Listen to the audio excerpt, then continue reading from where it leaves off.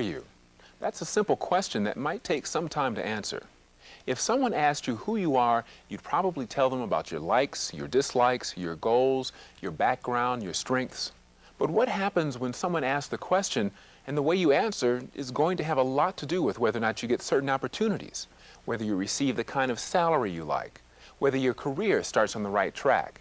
That's exactly what a business is doing when they ask to see your resume. They're asking the simple question, who are you? How you answer that question is very important. It takes a lot of thought, preparation, and hard work. But if you want to get started in your career, get a part-time job, or get involved in organizations and jobs that will benefit you, it's time to start work on answering this important question and start work on your resume. In this program, we're going to talk about the job resume. We'll go into depth about why a resume is important. We'll give you tips and suggestions on how to gather information about yourself, your skills, experiences, strengths. We'll show you step by step how to prepare a resume.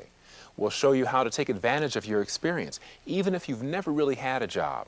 And we'll show you how to structure your resume for success.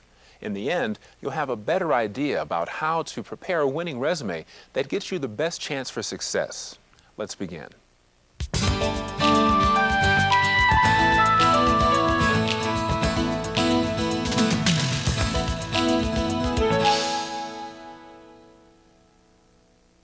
A resume gives your potential employer a strong first impression, and as you know, first impressions are often the most important.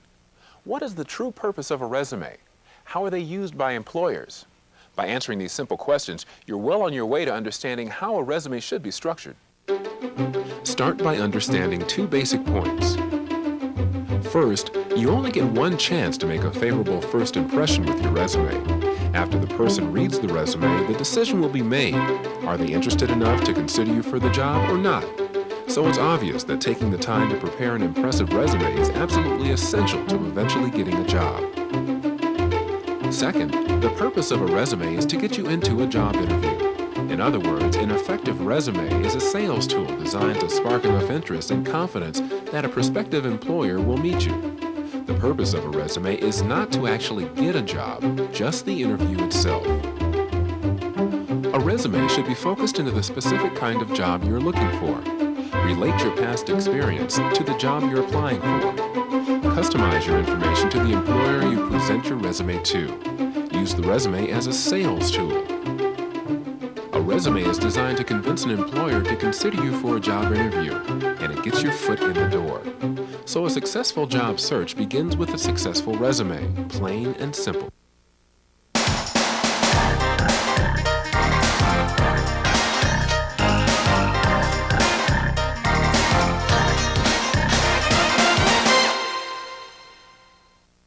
The basic purpose of a resume is to answer the question, who are you? A prospective employer will probably have your resume sitting next to quite a few others. So even if you're the perfect person for a particular job or position, if a resume doesn't successfully convey this to the employer, you may not get the job. Let's talk about the most basic purpose of a resume, to tell someone who you are and why they should hire you.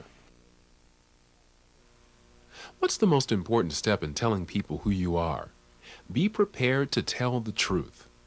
This starts with getting a good understanding of who you are. So do this. Sit down with a sheet of paper and do some thinking. Who are you? What are your likes and dislikes? Go ahead and divide a sheet of paper into 2 columns and make a list. Get a feel for what you like to do and what you don't like to do. Then make a list of your strengths and weaknesses. Having a feel for who you are is going to help in resume preparation as well as the job interview itself. For some of us, this process may seem corny or silly, but it's part of knowing who we are. From the beginning, don't be afraid to tell the truth about who you are, especially to yourself. And don't be modest.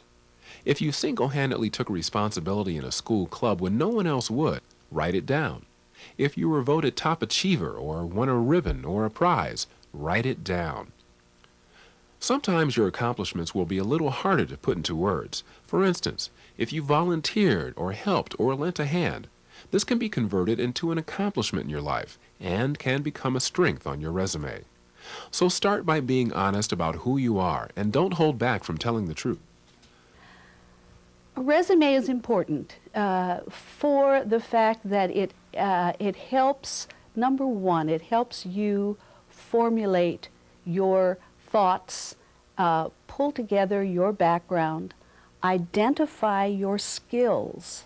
If you've worked on a resume, you've pulled together for yourself how much schooling you've had, what kinds of work-related activities you've been involved with, whether they were paid or unpaid, whether they were neighborhood jobs, babysitting, delivering newspapers, volunteering at the hospital, whatever it was, and then you start to think about what were your responsibilities in those activities. And you'll find that you performed many skills, skills that are transferable over to another job.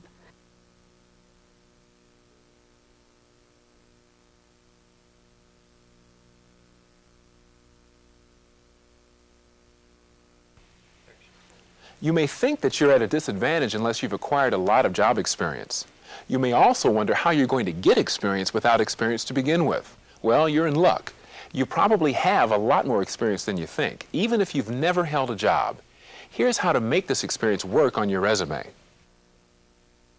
Here's the deal. People often say, I've never had a real job. What can I put down on a resume? Or they'll say, I've only worked a week or two here and there. How can I put this on a resume? The point of a resume is not to convince a prospective employer that you've got so much experience that you don't even need a job.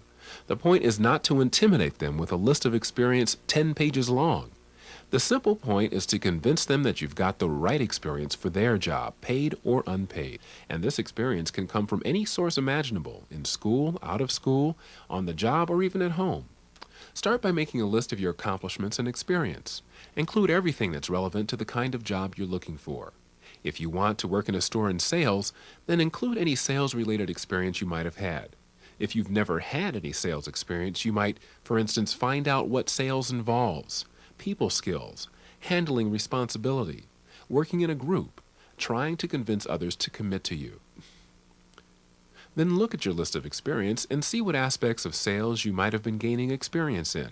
Find out what the job you're seeking requires in the way of experience, and then find out what aspects of your past experience fit the job. Put them together with some good action phrases, and you've got yourself a complete list of experience. No experience is bad experience when you're compiling a resume, so be open-minded and work to prepare an effective resume chock full of experience.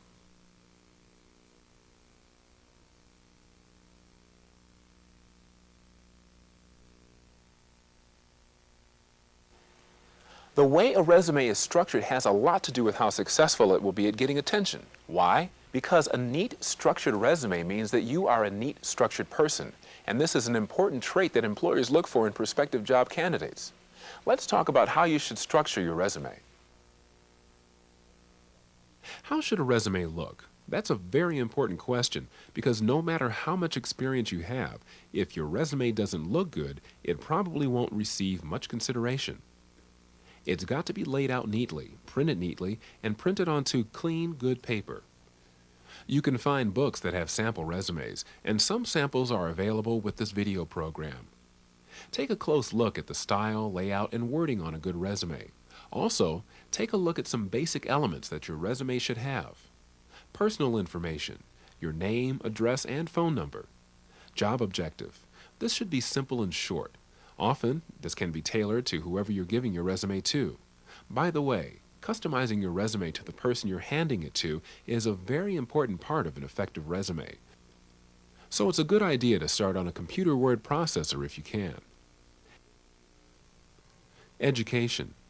Young people still in school should let people know where they are studying, what grade level they are in, and what they're studying in general. If you have a good GPA, include it here. Related experience. Paid or unpaid, a prospective employer is very interested in your work-related experience. This area may change according to who's getting the resume. You may wish to add or leave off experience. Keep your resume down to one page no matter what. Don't be too wordy. Do use phrases that are action-driven. For instance, developed, was responsible for, created, phrases like that. Compare these two items from two different resumes. Homecoming Volunteer, Spring 1995. Supervised Frame Construction Homecoming Float, Spring 1995. Which sounds more impressive? Take some time to do some serious thinking about how your resume is worded. A good resume will get your foot in the door, and it's a crucial step to the critical job interview. Selling yourself isn't always easy, but the only way to get the job or position you'd like is to sell yourself in the best way possible. Often, the best way is to begin with a resume. In this program, we've talked about resumes. We've seen how to structure a resume, how to make your experience work for you, how to point out your strengths. Now it's your turn. Sit down and make up a list of your skills. Use the tips and suggestions in this program. Structure your resume for success and present yourself in the best light to give a great first impression. Start on your path to success with a good resume. Start today.